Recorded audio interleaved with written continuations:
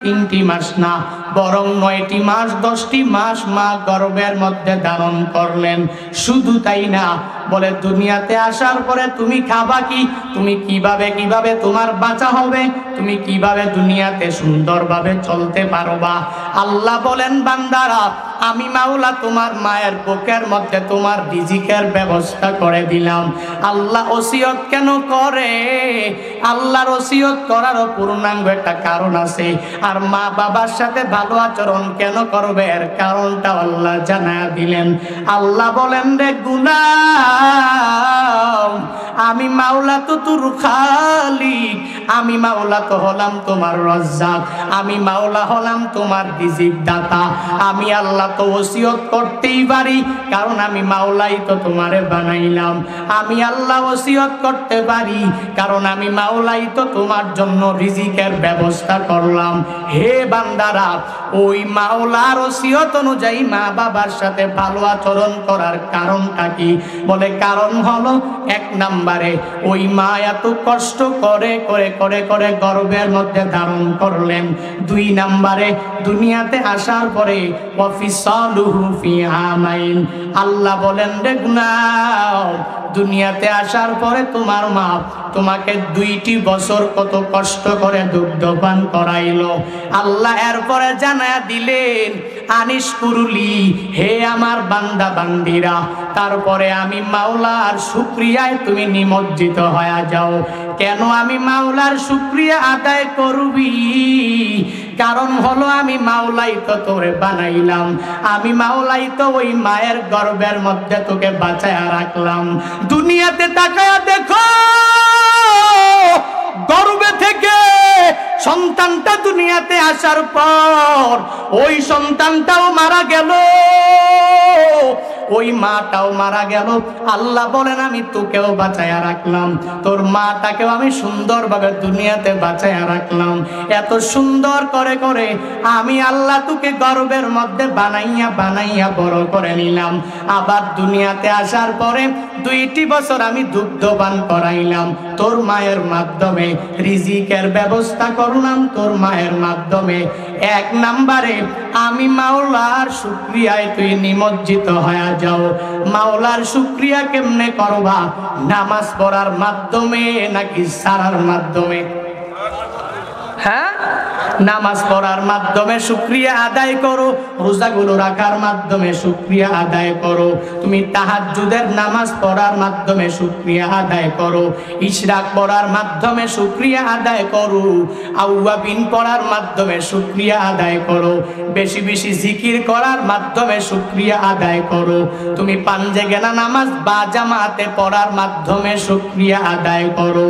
আল্লাহ বলেন, রে গুনাহ, আনিস কুরলি, আমি মাওলার শুকরিয়ায় তুই নিমজ্জিত হয়ে যাও। যদি আমি মাওলার শুকরিয়া কৃতজ্ঞতা প্রকাশ করে করে করে করে যদি চলতে পারো, আমি মাওলার শুকরিয়া তুই আদায় করতে দেরি হয়ে যাবে। এত কষ্ট করে যে আমি আল্লাহ তোর মা বাবার মাধ্যমে তোকে দুনিয়াতে পাঠাইলাম, এই প্রত্যেকটা নেয়ামতের হিসাব নিব না।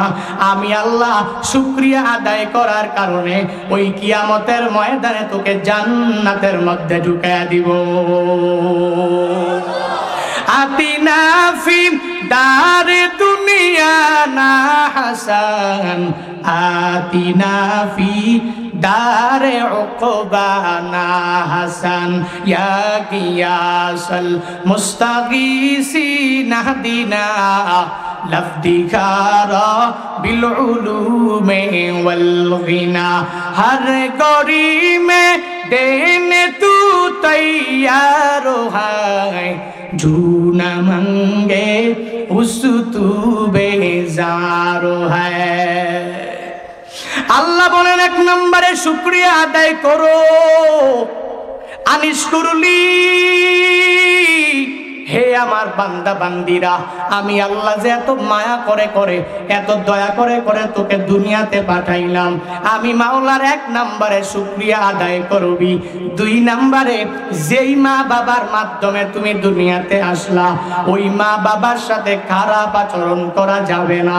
দুই নম্বরে ওই গুরুত্বপূর্ণ মা হাক্কুল ওয়ালিদাইনি আলা ওয়ালাদিহি। এই কথা বলার পরে রাহমাতুল লিল আলামিন জানায়া দিলেন, হে সাহাবী শুনে নাও, হুমা জান্নাতুকা ওয়া নারুক, তোমার মা বাবা উভয়ে তোমার জন্য জান্নাত, আবার তোমার মা বাবা উভয়ই তোমার জন্য জাহান্নাম। মা বাবা দুইজন জান্নাত, মা বাবা দুইজনই জাহান্নাম। কেমনে? বলে তোমার মা বাবা কেমনে জান্নাত জাহান্নাম হবে জানো? জানো মুহাদ্দিসিনে কেরাম সুন্দরভাবেই তো জানায়া দিলেন। হে বান্দা বান্দিরা শুনে নাও, ওই মা বাবা নবী যে বললেন জান্নাত জাহান্নাম, বলে কেমনে? বলে তুমি যদি ওই মা বাবার সাথে ভালো আচরণ করে করে করে করে করে ওই বারজাখের জীবনে যেতে পারো, ওই কবর অটোমেটিক্যালি জান্নাতের বাগান হয়ে যাবে। আর যদি ওই মা বাবারে কষ্ট দাও, ওই মা বাবার সাথে যদি অন্যায় আচরণ করো, ওই মা বাবাকে যদি নিজের বউয়ের কথা শুনে যদি মা বাবার সাথে খারাপ আচরণ করো, তাহলে যদিও অনেক আমলওয়ালা, তুমি যদিও অনেক দামি গাড়ির মালিক, যদিও অনেক দামি বাড়ির মালিক, যদিও নামাজও পড়ো, রোজাও রাখো, নেক আমল করো, কিন্তু মাও রাজি না, বাবাও রাজি না, নবীর কথা অনুযায়ী তোমার কপালে জান্নাত না। ওই কবরকে যদি জান্নাতের বাগান বানাইতে চাও রে মানুষ, তাহলে তো আমি বলি ওই মা বাবার সাথে ভালো আচরণ করা ছাড়া কোনো উপায় নাই। নবী আমার বলতে পারতেন মা বাবার সাথে ভালো আচরণ করো, এটা বলেন নাই। নবী আমার বললেন মা বাবা উভয় তোমার জন্য জান্নাত, ওই মা বাবা উভয়ই তো তোমার জন্য জাহান্নাম। আল্লাহ ওসিয়ত করলেন মা বাবার সাথে ভালো আচরণ করার জন্য। কারণ মা কষ্ট করে গর্ভের মধ্যে ধারণ করলো। দুই নম্বরে দুনিয়াতে আসার পরে ওই মা কষ্ট করে করে 2টি বছর দুগ্ধপান করাইলো। আর একটা কারণ কি জানো বান্দা? আর একটা কারণ হলো মা যখন আমার মাওলার কাছে দোয়া করবে, আমার বাবার কাছে যখনই তোমার জন্য দোয়া করবে, ওই দোয়া করতে দেরি হয়ে যাবে, আমার মাওলার দরবারে দোয়াটা পৌঁছতেও দেরি হবে না। কেমন জানো? কাবা শরীফের ইমাম অনেক আল্লাহর বান্দারাই চিনে, অনেকে মোবাইলে কোরআন তিলাওয়াত শুনে শুনে ঘুমায়। কাবার ইমাম আব্দুর রহমান আস-সুদাইসি হাফিজাহুল্লাহ, এরে বান্দা কয় বছর পর্যন্ত টানা কাবার ইমাম জানো? কাবার ইমাম কি সাতটিখানি কথা না, বাইতুল্লাহর ইমাম। সারা বিশ্বের মানুষ যার পিছনে নামাজের জন্য পাগল পারা হয়ে যায়, ওই কাবার ইমাম নামাজ কিভাবে পড়ায়? কাবার ইমাম যখন তিলাওয়াত করে, পেছন দিকে যেই মানুষগুলো নামাজ আদায় করে, আমিও তো কত চোখের পানি কাবার ইমামের তিলাওয়াত শুনে ফালাইলাম। এই রমজানে উমরায় যাইয়া কাবার ইমামের তিলাওয়াত না শুনলে মনে হয় ঘুম হয় না। এত কণ্ঠে মায়া, এত কণ্ঠের মধ্যে মজা। এই আল্লাহর বান্দা যতই তিলাওয়াত করে, ওই তিলাওয়াতের মধ্যে মজার কোনো শেষ নাই। 47 বছর পর্যন্ত, প্রায় 37 বছর পর্যন্ত একটানা কাবার ইমাম কেমনে হয়ে গেলেন? এক সাংবাদিক তাকে যা জিজ্ঞেস করলো কাবার ইমাম কেমনে হলেন, আবার এত দামি ইমাম আপনি কেমনে হয়ে গেলেন? এই বান্দা নামাজ পড়ে, পেছন দিক দিয়ে সবাই নামাজের মধ্যে কান্না করে। কত মুরব্বী এই বেচারার পিছনে নামাজ পড়ে কান্না করতে করতে বসে যায়, তবুও নিয়ত ছাড়ে না। এই কামালিয়াত তো শুধুমাত্র কাবার ইমাম সুদাইসির একা না। কাবার ইমাম সুদাইসি হাফিজাহুল্লাহকে যখন জিজ্ঞেস করা হলো, হে ইমাম, আপনি কাবার ইমাম, এত বড় ইমাম কেমনে হয়ে গেলেন? মক্কারও বড় ইমাম হয়ে গেলেন, মদিনারও অনেক বড় ইমাম আপনি হয়ে গেলেন, সৌদি আরবে আপনার কেন এত দাম? কেন এত সম্মান জানায়া দেন। কাবার ইমামকে যখন সুন্দরভাবে এই প্রশ্ন তার উপর ছড়ে দিল, কাবার ইমাম ডেকে বলে, সাংবাদিক আমি কিভাবে এত বড় ইমাম হলাম জানো? এই ইমাম হওয়ার পিছনে বড় ইতিহাস আমার রয়েছে। আমার বয়স যখন 6, আমি তখন কাবার মধ্যে চলে আসলাম। আমার মায়ের সাথে আমি 6 বছর বয়সে কাবার মধ্যে এসেছি। কয় বছর? 10 বছর। 6 বছর বয়সে আমি আমার মায়ের সাথে কাবা শরীফ তাওয়াফ করার জন্য এসেছি। আমার মায়ের সাথে সাথে কাবা তাওয়াফ করার সময় আমার মা আমাকে নিয়ে ঘুরে তাওয়াফ করে না। কেন? কারণ আমি ছোট মানুষ, সুন্দরভাবে তাওয়াফ করতে পারবো না। এই ঘরের পবিত্রতা আমি সুন্দরভাবে অর্জন করতে পারবো না। পবিত্রতা রক্ষা করে চলতে পারবো না। আমার মা আমাকে নিয়া তাওয়াফ করে, আর এক সাইডে আমারে মাতাফের এক সাইডে আমারে বসায়া রাখে। আমার মা একটা চক্কর দেয়, তারপরে আবার আমাকে আইসা দেখে যায়। কাবার ইমাম জানায়া দিলেন, আমি আমার মায়ের কথা ওই সময় মানতে পারি নাই। 6 বছর বয়সে মাও ঘুরে তাওয়াফ করে। ওই ছোট্ট মানুষ 6 বছর বয়সী, বেশি বয়স না, মাও তাওয়াফ করে, মাতাফের এক সাইডে সন্তানটারে বসায়া রাখে। কাবার ইমাম বলে, আমি তখনই 2টা চক্কর মা দিতে দেরি। 3 চক্করের সময় মা আর আমারে খুঁজে পায় নাই। ওই সন্তানটা কাবার ইমাম সুদাইসি বলেন, আমি দৌড়াইয়া কাবার গিলাফের পাশেই চলে গেলাম। ওই কাবার গিলাফের পাশে যাইয়া ঘেঁষতে আরম্ভ করলাম। একটু পরে আমার মা আমাকে খুঁজে পায় না। সন্তান কি হারায়া গেল কিনা, এত মানুষের সামনে এই সন্তান তো হারায়া যাওয়াটাও স্বাভাবিক। বিভিন্ন জায়গায় ঘুরে মা আমারে খুঁজে পাইল না।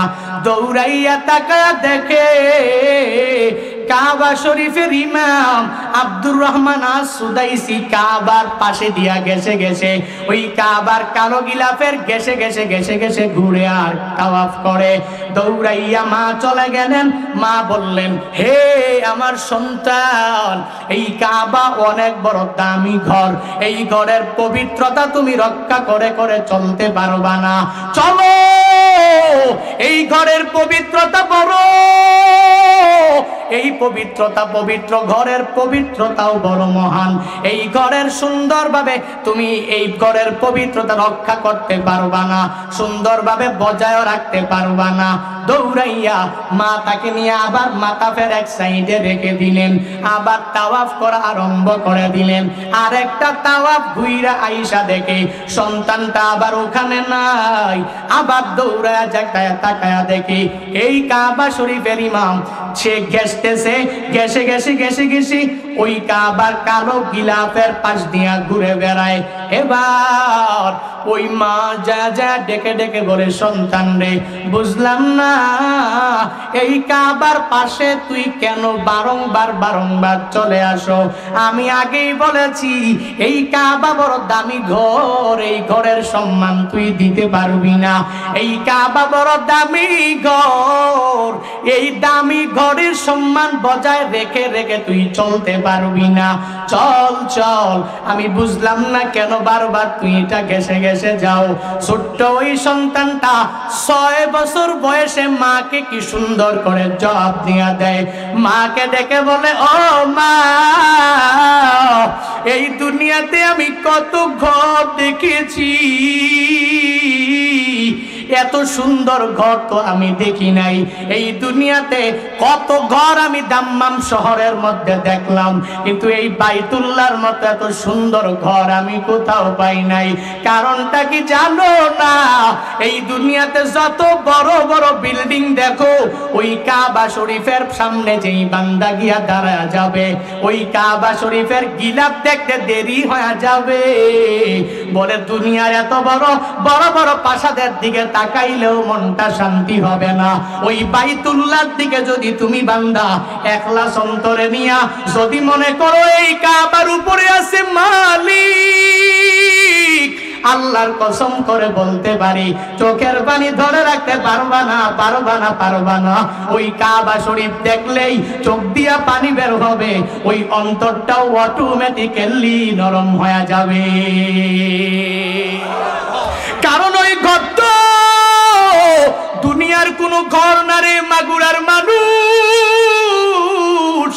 ওই ঘর হলো একজনের ঘর, চিল্লায়া বলো তার নাম। ওই ঘরের দিকে কাবা শরীফের ইমাম আব্দুর রহমান আস-সুদাইস ওই ঘরটাকে ঘেসে ঘেসে ঘেসে ঘেসে যায় আর মাকে জানায় দেয়, মা এই ঘরের মতো এত সুন্দর ঘর আমি কোথাও পাই নাই, মা গো এই ঘরের জন্য তুমি আমার জন্য একটু দোয়া কইরা দেও না। ছোট্ট মানুষ ওই ঘরের জন্য ঘরের দিকে তাকাইয়া দোয়া চায়। ওই মা ডেকে বলে, ও মালিক, আমি কাবার ইমাম আব্দুর রহমান আস-সুদাইসির মা আমি হতে পারবো কি পারবো না জানি না, তবে আল্লাহ গো আমার বাড়ি মক্কাতেও না, ও আল্লাহ আমার বাড়ি মদিনায় না, আমার বাড়ি মক্কা মদিনায় না, বড় দামি করের ঘরের আমি জন্ম নিতে পারি নাই, আমি মক্কার বিখ্যাত কুরাইশ বংশেও তো আমার জন্ম না, তবে আল্লাহ তুমি তাকায়া দেখেছো আমার সন্তানটা কাবার প্রতি কি পরিমাণ ভালোবাসা। এই ছোট্ট মানুষটা কাবা ঘর ঘেসে ঘেসে ঘেসে ঘেসে তাওয়াফ করে, আল্লাহ গো আমার এই সন্তানটাকে কি কাবা শরীফের ইমাম বানায়া দেওয়া যায় না?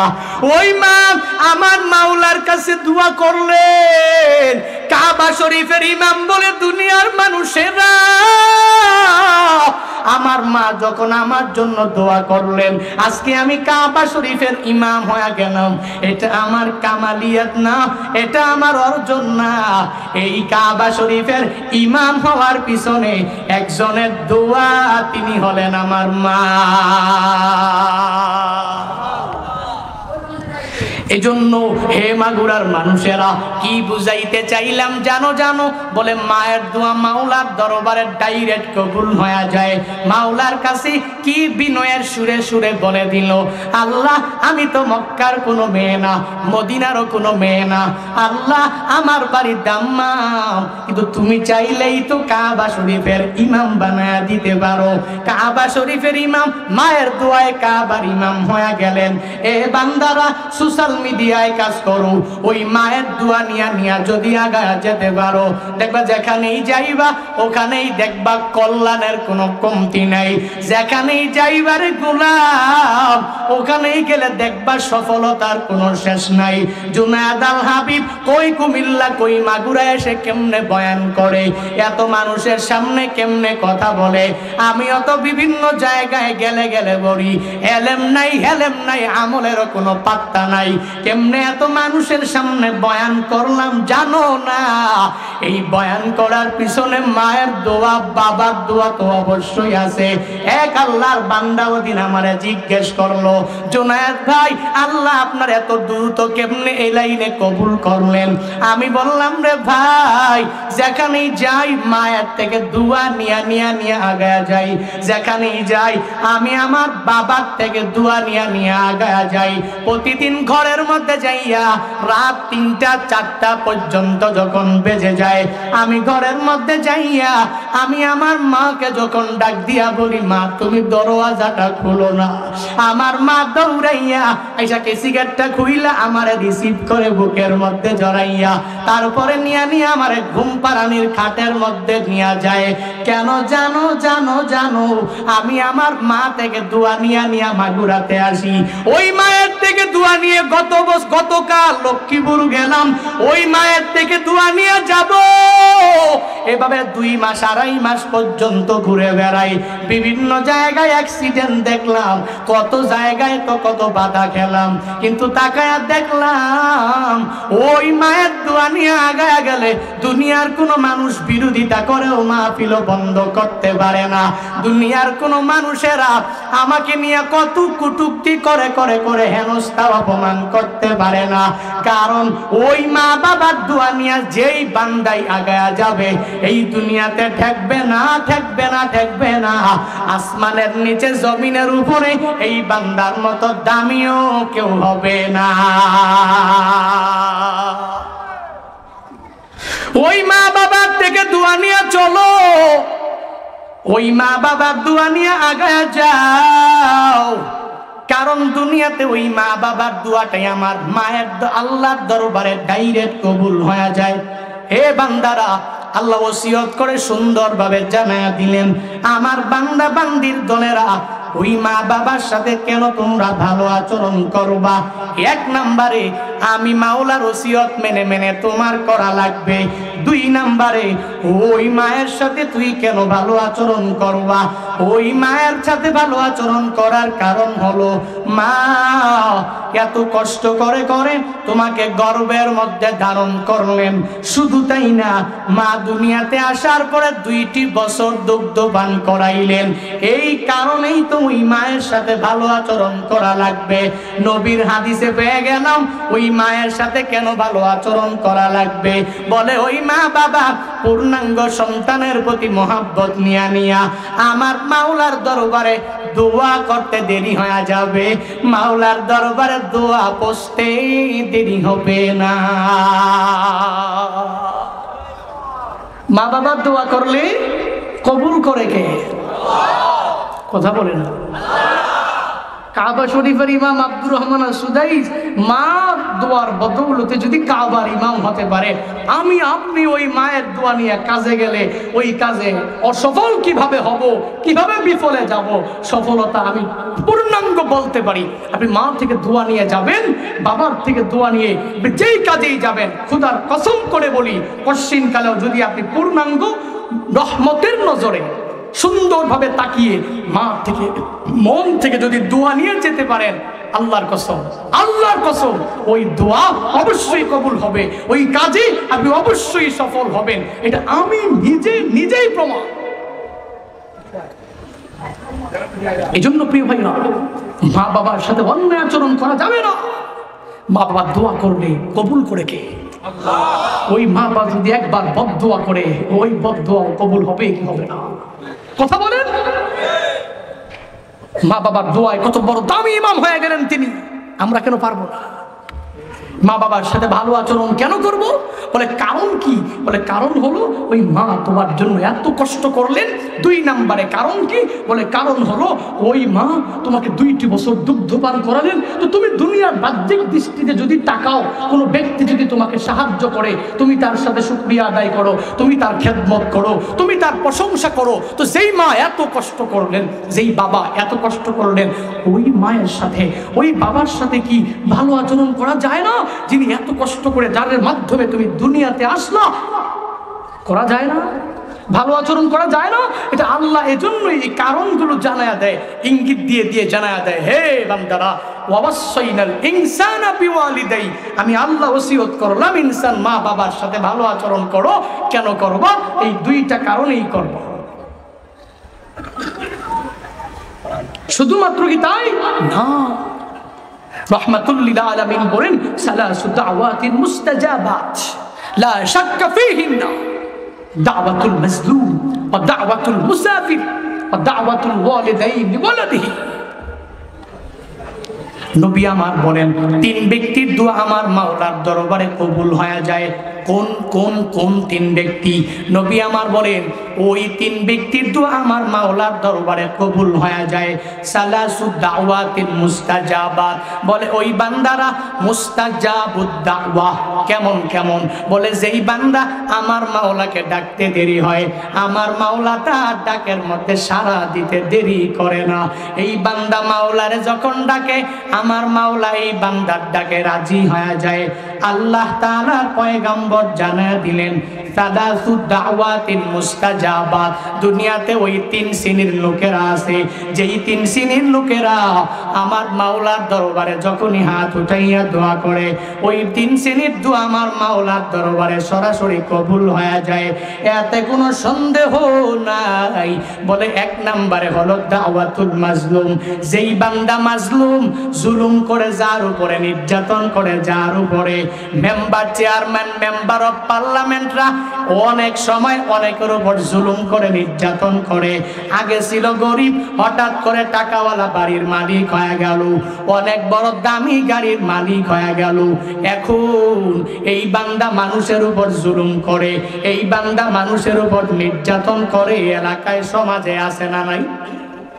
কথা বলেন। জালেমের অভাব নাই। এই জন্য নবী আমার জানায়া দিলেন, মুসলিম যেই বান্দারা আমার মাওলার দরবারে যখনই দোয়া করবে, আমার মাওলার দরবারে দোয়া কবুল হয়ে যাবে।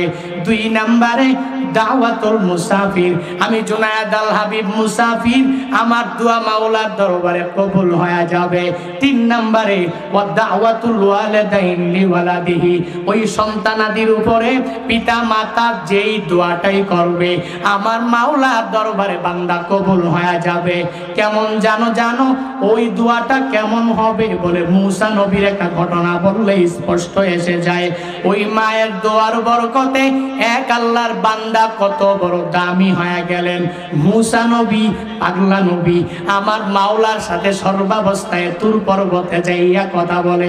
কম বলে না বেশি বলে? বলেন অনেক বেশি বলেন। মুসা নবী আমার মাওলার দরবারে সর্বাবস্থায় কথা বলে।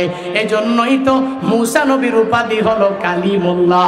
আমার নবীকে বলা হয় নাবিয়ুল্লাহ, রাসূলুল্লাহ, আর মুসা নবীকে বলা হলো কালিমুল্লাহ। বলে আল্লাহর সাথে এমন এমন কথা বলে, এজন্য তার উপাধি হয়ে গেল কালিমুল্লাহ। ওই মাওলার সাথে মুসা নবী কথা বলে। একদিন মুসা নবী আমার মাওলার দরবারে বলতে লাগলো, ও আল্লাহ, ওই কিয়ামতের ময়দানে আমার যখন হাসর হয়ে যাবে, ওই দিন আমার সফর সঙ্গী কে হবে? তুমি আমার একটু জানায়া দাও। আমার সফর সঙ্গী কে হবে? জান্নাতের মধ্যে আমার সাথে কে থাকবে? ও আল্লাহ, একটু জানাও না, আমার জানতে বড় শখ হয়ে গেল। আল্লাহ বলেন, জানতে চাও? বলে হ্যাঁ হ্যাঁ জানতে চাই। আল্লাহ বলেন, রে মুসা, তোর সাথে ওই কিয়ামতের ময়দানে জান্নাতের মধ্যে এমন একটা কসাই সফর সঙ্গী হবে। বলে যেই কসাইটা গোশত বিক্রি করে, গোশত বিক্রি করে। সাধারণত কসাইদের কাজ কি? বলে গোশত বিক্রি করে করে জীবিকা নির্বাহ করে।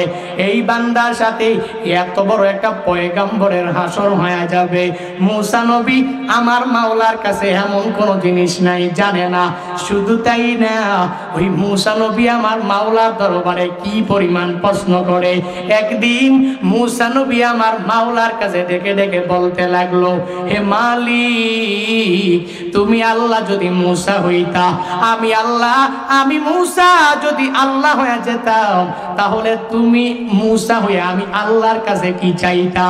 আল্লাহ বলেন, রে মুসা, এটা তো সম্ভব নয়। তুমি কশিন কালেও আল্লাহ হতে পারবা না, আমি কশিন কালেও মুসাও হব না। বলে না না, আল্লাহ গো যদি হইতা তাহলে কি চাইতা? আল্লাহর কাছে মুসা নবী এভাবে অনেক অনেক প্রশ্ন করেন। শুধু তাই না, এবার যখন মুসা নবী আমার মাওলার দরবারে প্রশ্ন করে, হে মালিক, হাসরের ময়দানে আমার সফর সঙ্গী কে হবে? ওই জান্নাতের মধ্যে আমার সাথে কে থাকবে? আল্লাহ বলে দিলেন, অমুক বাজারে যায় দেখবে একটা কসাই আছে, ওই কসাইয়ের সাথে তোমার হাসর হবে, ওই কসাইয়ের সাথে তুমি জান্নাতের মধ্যে থাকবা। মুসা নবী এবার জানার পরে এবার তো কৌতূহল জেগে জেগে গেল, ওই কসাই কি এমন আমল করে যে তার সাথে আমার জান্নাতের মধ্যে আমি থাকবো? ওই কসাই কি এমন আমল করে? বলে তার সাথে আমার হাসরের ময়দানে সে আমার সফর সঙ্গী হয়ে যাবে। আল্লাহর কাছে ডেকে বলে, হে মালিক, ও আল্লাহ তুমি আমায় বলো না ওই কসাইয়ের বাড়ি কোথায়, বাজারটা কোথায়।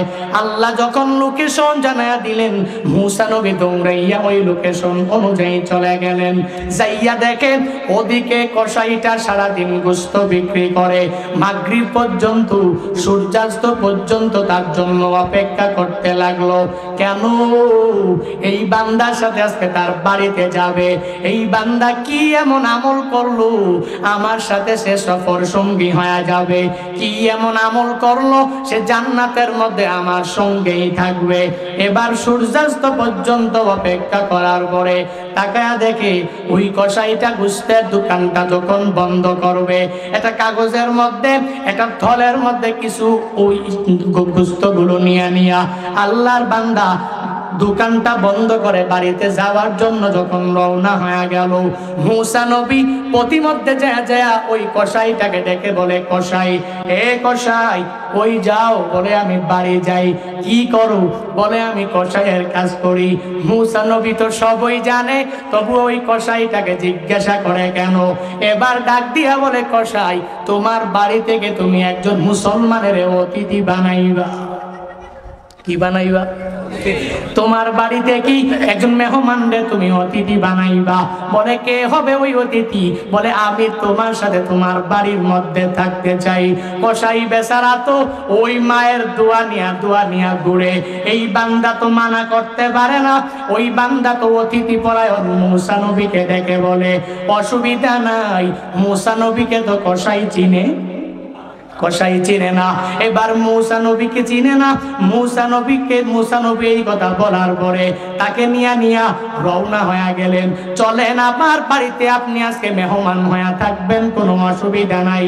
মুসা নবীকে নিয়া তার বাড়িতে যখন যায় রওনা হয়ে গেলেন, বললেন এই ঘরটা আপনার জন্য, এই ঘরের মধ্যে আপনি সুন্দরভাবে রাত্রি যাপন করবেন। কিন্তু মুসা নবী তো ঘুমানোর জন্য আসে নাই, একটা তো চিন্তা অন্তরের মধ্যে আছে, এই কসাই কি এমন আমল করে সেই আমলটা আমি দেখবো আর আমার ওই চিন্তা পূর্ণাঙ্গ মিটাতে পারবো। আল্লাহ আমাকে জানিয়ে দিলেন একটা কসাইয়ের সাথে তোমার হাসর হবে, ওই কসাইয়ের সাথে তুমি জান্নাতের মধ্যে থাকবা।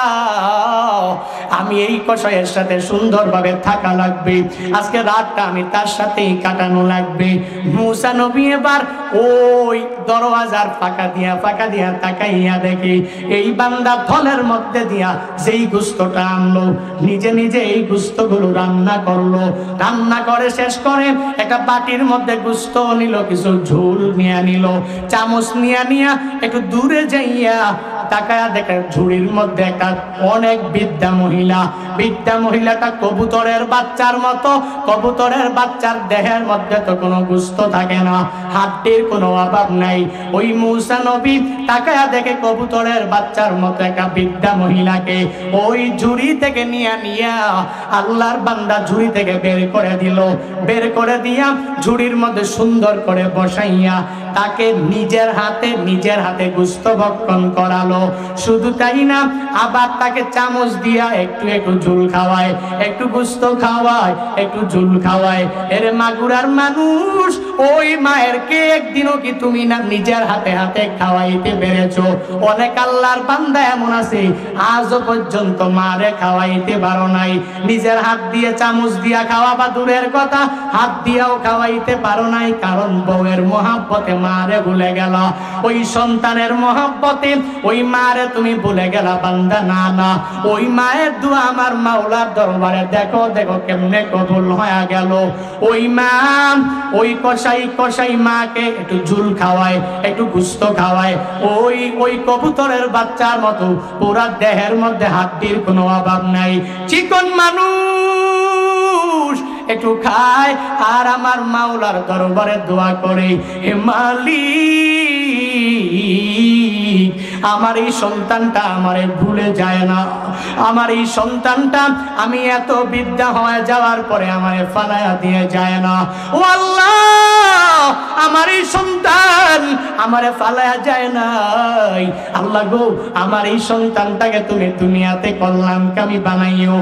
আর তোমার কাছে আবদার করে আমি জানায়া দেই, ও আল্লাহ আমার এই সন্তানটাকে তুমি মূসা নবীর সাথে হাসর করাইও, আমার এই সন্তানটাকে তুমি মূসা নবীর সাথে জান্নাতের মধ্যে সফর সঙ্গী বানাইও। এই বলে বলে দোয়া করে, মুখটা নেড়ে নেড়ে নেড়ে নেড়ে দোয়া করে। মূসা নবী শুনে না, কারণ বেচারি অনেক বিদ্যা মানুষ জুড়ে তো বলে না, ঠোঁট নারায়া নারায়া নারায়া কি যেন বলে। মূসা নবী বলে কাম তো হয়ে গেল, এই মহিলা কি বলেছে ওই রহস্য তো আমার জানা লাগবে।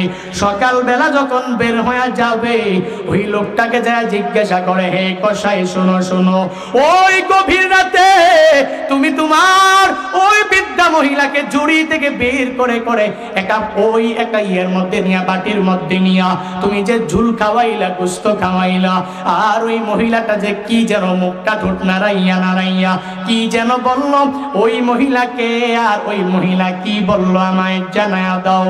এই কথা বলার পরে ওই কসাই ডেকে বলে, হে মেহমান শুনো, আপনি যে বলেছেন সব ঠিক বলেছেন। আমি যে ওই বাজার থেকে থলের মধ্যে গোস্ত নিয়ে আনলাম, এই গোস্ত আমি নিজের হাতে রান্না করেছি। এই গোস্তগুলো রান্না করে করে করে করে আমি চামচ দিয়া যেই মহিলাটাকে আমি দেখেছেন খাওয়াইলাম, ওই মহিলাটার কেউ না কেউ না, ওই মহিলাটা হলো আমার গর্ভধারিণী মা। শুধু ওই মা আমার জন্য কি দোয়া করে জানো জানো? আর তুমি যে বললা আমার ওই মা আমার মাওলার কাছে কি কি দোয়া করে, দুই ঠোঁট নেড়ে নেড়ে আমার মাওলার কাছে কি বলে জানো জানো জানো জানো?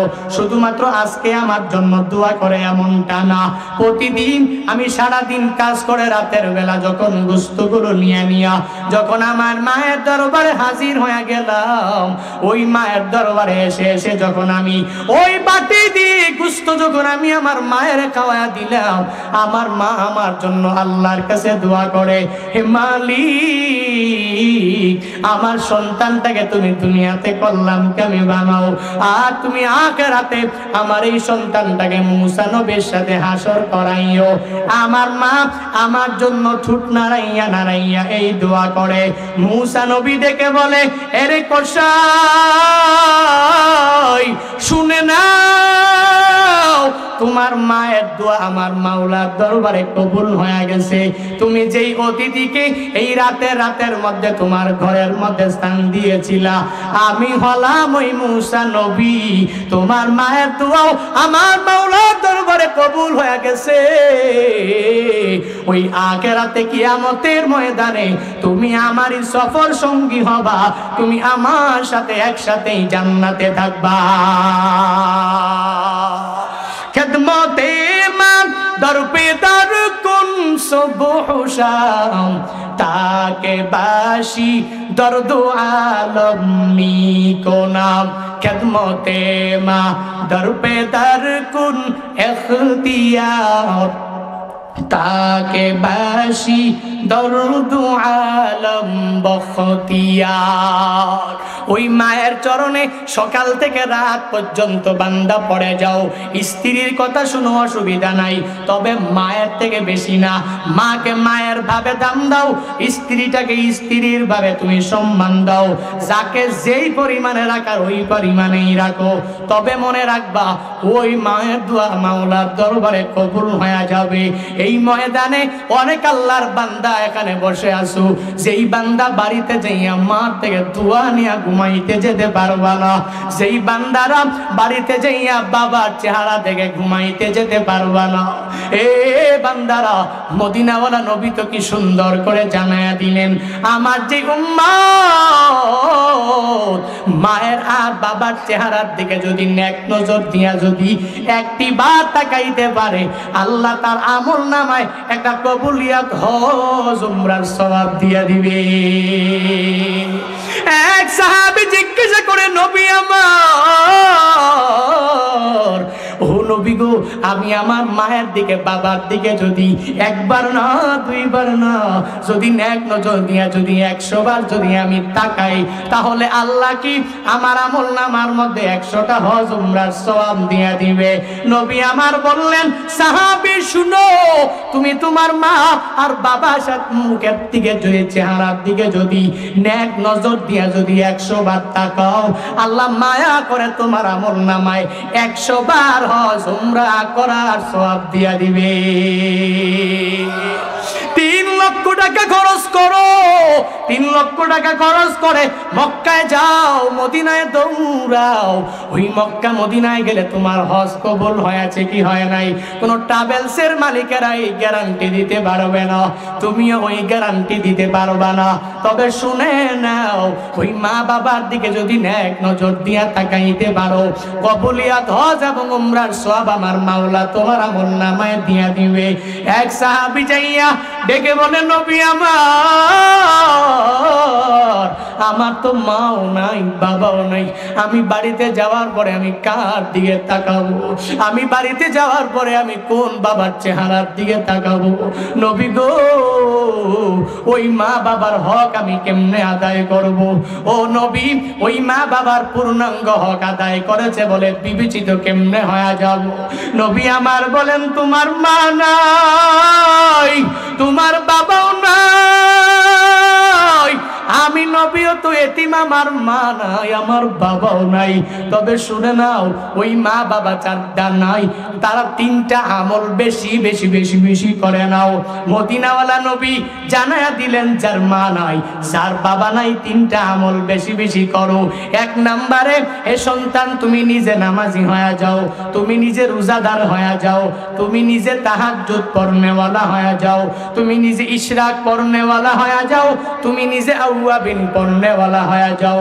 তাহলে ওই কবরস্থ মৃত মা বাবা এমনিতেই খুশি হয়ে যাবে। কারণ যখন দেখবে তুমি দোয়া করো মা বাবার নামে, নামাজ পড়া রোজা রাইখা যখন মা বাবার নামে দোয়া করো, তখন তো মা বাবা অটোমেটিক্যালি খুশি হয়ে যাবে।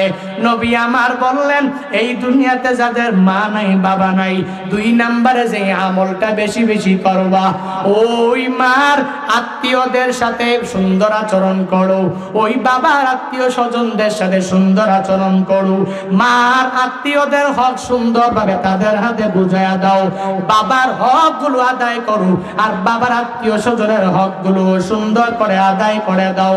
ওই মৃত মা বাবা তোমার জন্য পূর্ণাঙ্গ সন্তুষ্ট হয়ে যাবে। শুধু তাই না, 3 নম্বরে যাদের মা নাই বাবা নাই, বাড়িতে যাইয়া যেই আমলটা বেশি বেশি করবা, জানো জানো, যেখানে যাইবা মসজিদে যাইয়ে ওখানে দান করবা, 10টা টাকা 5টা টাকা দান করবা, আর মাওলার দরবারে বলবা, হে মালিক, আমার তো মা নাই বাবা নাই কেউ নাই, আমার মা থাকলে, সবাই জিকির করি জিকির করি, লা ইলাহা ইল্লাল্লাহ।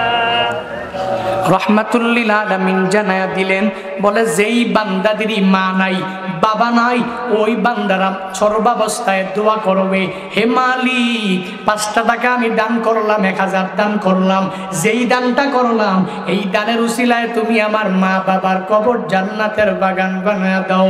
আল্লাহ গো, আমার মা বাবার কবর তুমি জান্নাতের বাগান বানাও। এইভাবে এই বান্দা যখনই মসজিদ মাদ্রাসা যেখানেই যাবে ওখানেই দান করবে। মদিনাওয়ালা নবী সুন্দরভাবেই জানায়া দিলেন, 1 নম্বরে যেই আমল, যাদের মা নাই বাবা নেই, এই আমল বেশি বেশি করবেন, নিজে নামাজি হয়ে যাবেন, রোজাদার হয়ে যাবেন, নেক আমলওয়ালা হয়ে যাবেন। 2 নম্বরে, যেই বান্দাদের মা নাই বাবা নাই, ও বান্দারা ওই মায়ের আত্মীয় স্বজনের হকগুলো বুঝাইয়া দিবেন, ওই বাবার আত্মীয় স্বজনের হকগুলো বুঝাইয়া দিবেন। খালা আম্মা যারা আছে এদের সাথে ভালো আচরণ করবেন, বাবার মতো দেখতে চাচা জ্যাঠাদেরকে দেখলে মহব্বত করবেন, এদের সাথে ভালো আচরণ করবেন। ওই মৃত বাবা আপনার উপরে পূর্ণাঙ্গ সন্তুষ্ট হয়ে যাবে। যাদের মা নাই বাবা নাই, 3 নম্বরে যেখানেই যাবেন দান করবেন। এ বান্দারা ওই মা বাবার দোয়া নিয়ে আগায়া যাওয়া লাগবে। ওই মা বাবা যাদের আছে তারা তো বাড়িতে যাইয়া দোয়া নিয়ে যাবেন। আজকে বাড়িতে যাইয়া ওই মা বাবার পায়ের মধ্যে পড়িয়া পড়িয়া দোয়া চেয়ে নিবেন, মা তোমার দোয়া ছাড়া আমি দুনিয়াতেও কিছু করতে পারবো না, মা গো আমি তোমার দোয়া ছাড়া ওই কিয়ামতের ময়দানেও জান্নাতে যেতে পারবো না। হুজুর বলে দিলেন দুনিয়াতে কল্যাণকামী হওয়ার জন্য মায়ের দোয়া লাগবে।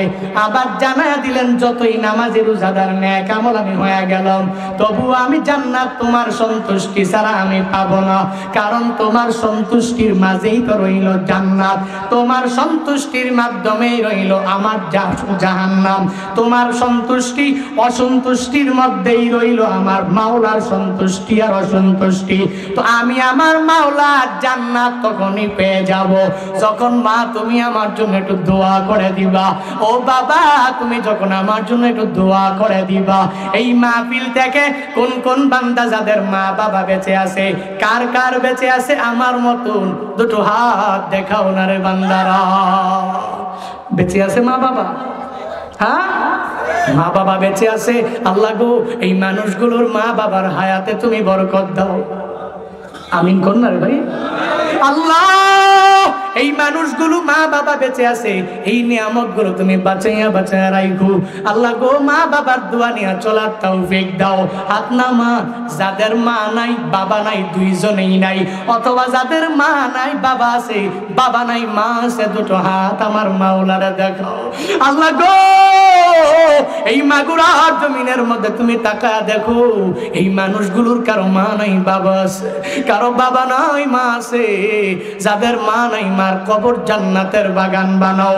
তারা তিনটা আমল বেশি বেশি করার তৌফিক দাও। আল্লাহ গো যাদের বাবা নাই বাবার কবর জান্নাতের বাগান বানাও। আল্লাহ নবীর কথা অনুযায়ী তিনটা আমল বেশি বেশি করার তৌফিক দান করো। পড়ে না আমিন? আরো জোরে পড়ে না আমিন? মায়ের দোয়া লৌহে মুমিন, মায়ের দোয়া লও, মায়ের দোয়া লৌহে মুমিন, মায়ের দোয়া লও, মায়ের দোয়া লৌহে মুমিন, মায়ের দোয়া লও, মায়ের দোয়া লৌহে মুমিন, মায়ের দোয়া লও। আমার নবী করেন ঘোষণা, দিলের দোয়া বৃথা যায় না। আমার নবী করেন ঘোষণা, দিলের দোয়া বৃথা যায় না। সন্তানের করবে দোয়া মাকে বলে দাও, সন্তানের করবে দোয়া মাকে বলে দাও। মায়ের দোয়া লৌহে মুমিন, মায়ের দোয়া লও, মায়ের দোয়া লৌহে মুমিন, মায়ের দোয়া লও। বিপদে পড়বে না তুমি যখন যেথায় যাও, বিপদে পড়বে না তুমি যখন যেথায় যাও। মায়ের দোয়া লৌহে মুমিন, মায়ের দোয়া লও, মায়ের দোয়া লৌহে মুমিন, মায়ের দোয়া লও। মায়ের যখন দোয়া করি চলে যায় আরশ তরে, যাই কি যায় না? মায়ের যখন দোয়া করি চলে যায় আরশ তরে, সাথে সাথে কবুল হয় ফল দেখিতে পাও, সাথে সাথে কবুল হয় ফল দেখিতে পাও। মায়ের দোয়া লৌহে মুমিন, মায়ের দোয়া লও, মায়ের দোয়া লৌহে মুমিন, মায়ের দোয়া লও। বিপদে পড়বে না তুমি যখন যেথায় যাও, বিপদে পড়বে না তুমি যখন যেথায় যাও। মায়ের দোয়া লৌহে মুমিন, মায়ের দোয়া লও, মায়ের দোয়া লৌহে মুমিন, মায়ের দোয়া লও।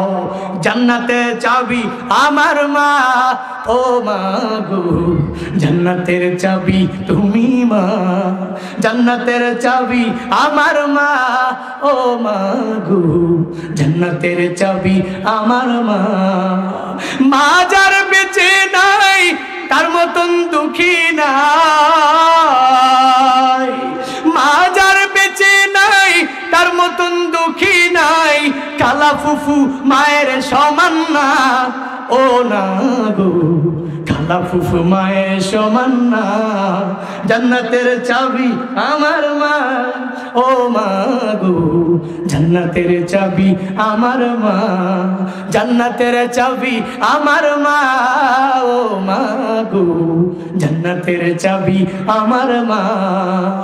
আমার কঠিন অসুখ হলে আল্লাহর কাছে মাই বলি, আমার কঠিন অসুখ হলে মাওলার কাছে মাই বলে, আমায় তুমি লইয়া যাও গো সন্তান নিও না, আমায় তুমি লইয়া যাও গো সন্তান নিও না। জান্নাতের চাবি আমার মা, ও মা গো জান্নাতের চাবি আমার মা, জান্নাতের চাবি আমার মা, ও মা গো জান্নাতের চাবি আমার মা, জান্নাতের চাবি আমার মা, ও মা গো জান্নাতের চাবি আমার মা। আল্লাহ যাদের মা নাই তাদের মার কবর জান্নাতের বাগান বানায় দাও। আল্লাহ যাদের বাবা নাই বাবার কবর জান্নাতের বাগান বানায় দাও। যাদের এই দুই রত্ন দুই সম্পদ দেশে বেঁচে আছে আল্লাহ প্রত্যেককে দোয়া নিয়া চলার তৌফিক দাও। সকলে পড়ি আমি, আরো জোরে পড়েন, আরো জোরে পড়েন আমি, পারবেন না ইনশাআল্লাহ।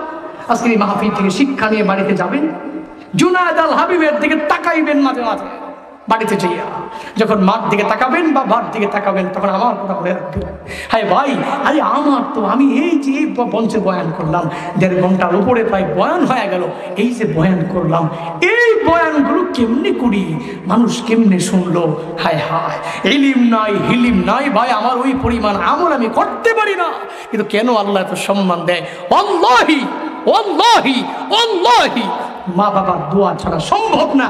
আপনি 1 দিন 2 দিন 3 দিন একটু দৌড়ে দেখেন, সফর করে দেখেন, অবস্থা তো গরম, কিন্তু এই মানুষগুলো কেমনে ইসলামিক স্কলাররা দৌড়ায়।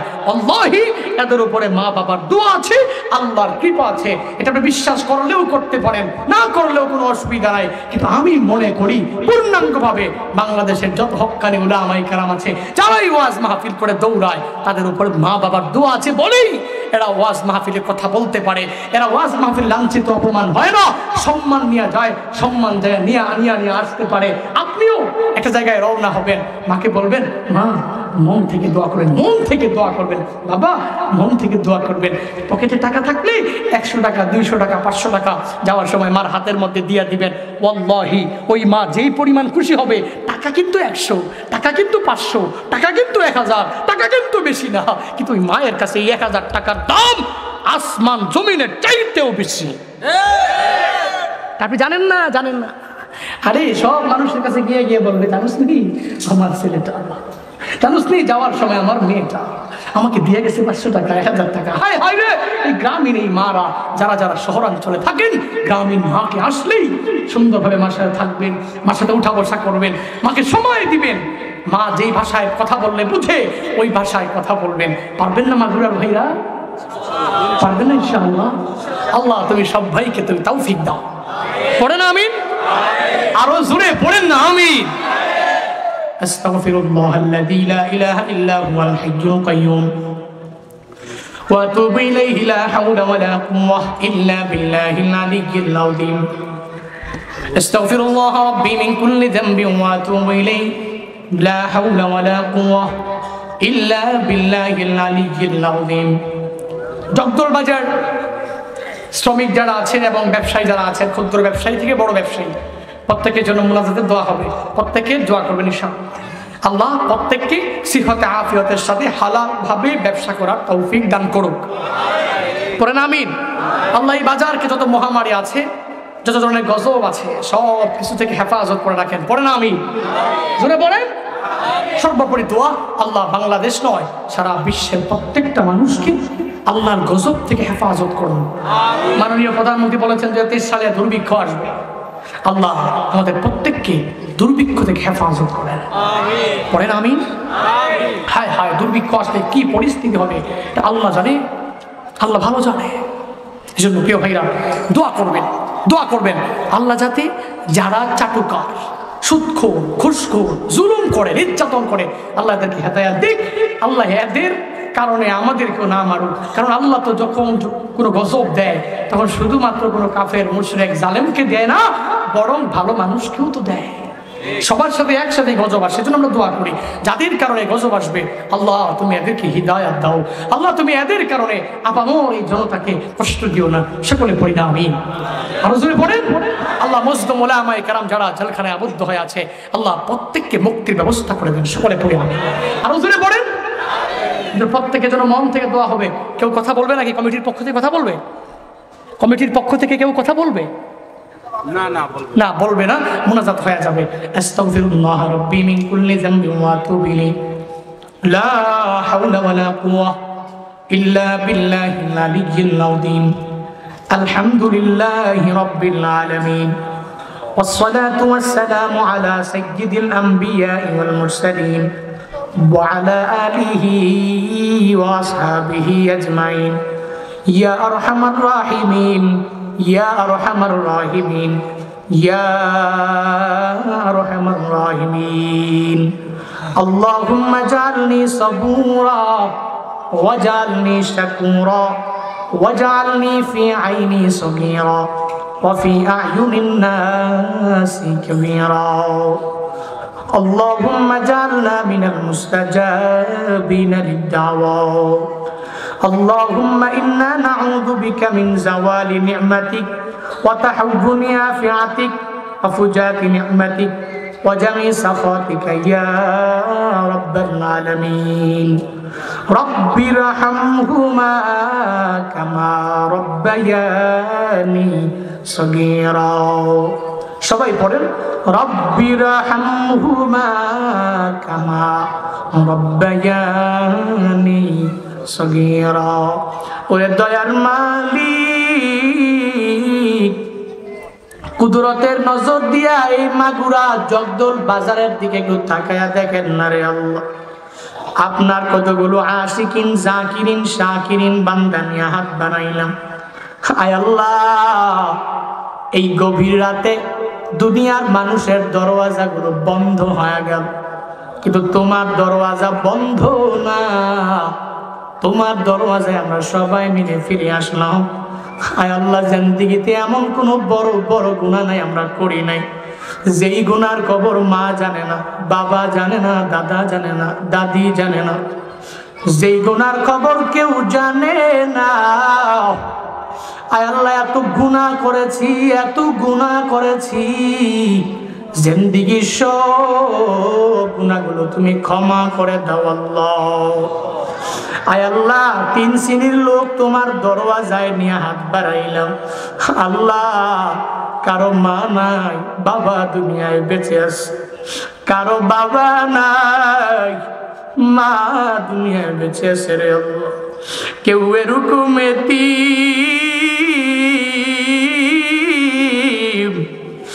এই ময়দানের মধ্যে তার মাও নাই, বাবাও নাই।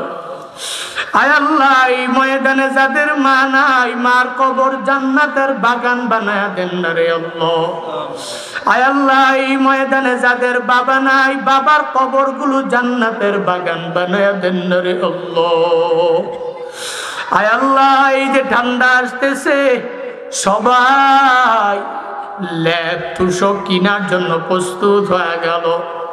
আবার আগের কাঁথাগুলো সবাই ভাঁজ করা শুরু করে দিল, কারণ ঠান্ডার মধ্যে সুন্দরভাবে ঘুমাইতে পারবে না। ওরে দয়ার মালিক,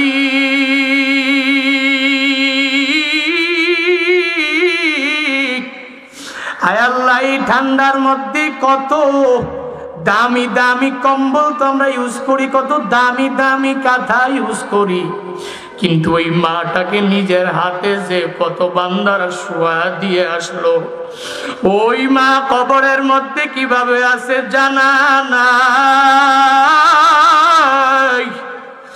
আয় আল্লাহ, এই ময়দানের মধ্যে যাদের মা নাই, মার কবর জান্নাতের বাগান বানায় দাও আল্লাহ। ওরে দয়ার মালিক, যেই বাবা এত কষ্ট করে করে লালন পালন করলো,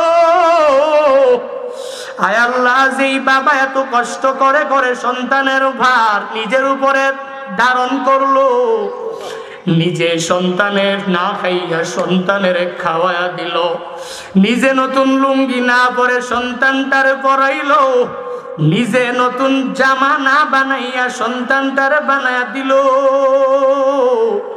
খেতে খামারে কাজ করে যেই বাবা এত কষ্ট করে লালন পালন করলো, এই ময়দানে ওই জনম দুঃখী আব্বা যার নাই, আয় আল্লাহ, বাবার কবরগুলো জান্নাতের বাগান বানায়া দেন। আয় আল্লাহ, যাদের মা নাই, মায়ের কবর জান্নাতের বাগান বানায়া দেন আল্লাহ। আয় আল্লাহ, যাদের মা বাবা বেঁচে আছে, মা বাবার দোয়া নিয়ে চলার তৌফিক দান করেন না রে আল্লাহ। ও দিন এক আল্লাহর বান্দা, রাত প্রায় 12টা বেজে গেল। আমি বললাম হঠাৎ করে তো গভীর রাতে কার ফোন হয়ে গেল। আমি টেলিফোন ধরে ধরে বললাম কে? বলে হুজুর, আপনার মায়ের বয়ান শুনে কান্না ধরে রাখতে পারি না। হুজুর, আমি কাজ করি বিবাড়িয়া, আমার বাড়ি সিরাজগঞ্জ জেলা, আমার মাও নাই বাবাও না। হুজুর, আমার বাবা আমাকে ছোটবেলায় ফালাইয়া চলে গেল, ওই সময় মারা গেল। আমার মা অন্যের বাড়িতে বিয়ে বসে নাই, আমার মা কষ্ট করে করে করে আমারে বড় বানাইলো। আমি যখন কলেজের মধ্যে পড়তাম, একদিন কলেজ ছুটি হওয়ার পরে আমি আমার বাড়িতে যখন দৌড়াইয়া গেল, ওই বাড়িতে আমার মা আছে, আমার বাবাও নাই। আমি আমার বাড়িতে যাওয়ার পরে আমি তাকা দেখি আমার ঘরে সব উল্টো পাল্টা। এবার আমি পাগল পারা হয়ে গেলাম, মা মা ডাকলাম। ওই ঘরের মধ্যে আমি আমার মা বাবার ঘরে একটাই সন্তান, আমার বোনও নাই আর ভাইও নাই। এই দুনিয়াতে আমার মা ছাড়া আপন আর কেউ নাই। আমার মা অন্যের বাড়িতে কাজ করতো, আর করে করে আমাকে কষ্ট করে করে কলেজে পড়াইতো। আমি হঠাৎ করে বাড়িতে যাইয়া যখন আমি আমার মায়ের খবর পাই না, আমি দৌড়াইয়া আমার চাচির ঘরের মধ্যে চলে গেলাম। আমি যা ডাকলাম, চাচি আম্মা কই আমার মা, কই আমার মারে তো আমি দেখি নাই। ওই চাচি আম্মা দেখি চোখ